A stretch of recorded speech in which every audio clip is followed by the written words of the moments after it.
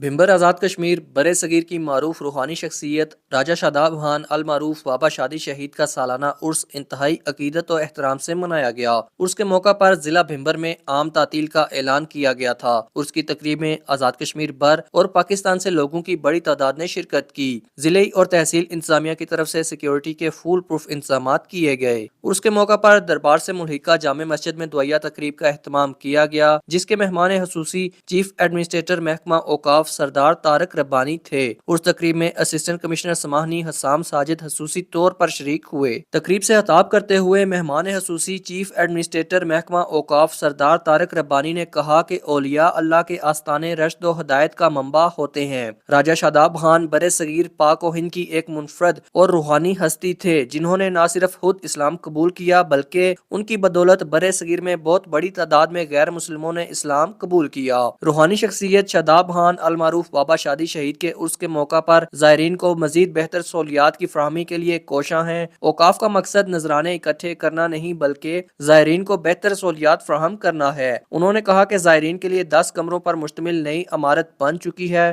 دربار سڑک محکمہ شاہرات کے متعلقہ ہے، تاہم خود کو بری ذمہ نہیں کر سکتے، اس کو جلد پختہ کروائیں گے۔ اس تقریب میں مختلف سیاسی اور سماجی شخصیات، علماء کرام، صحافیوں سمیت کثیر تعداد میں زائرین شریک ہوئے۔ تقریب کے اختتام پر ملکی سلامتی، ریاست جموں و کشمیر اور فلسطین کی آزادی کے لیے اور کل کائنات کی خیر کے لیے اجتماعی دعا کروائی گئی۔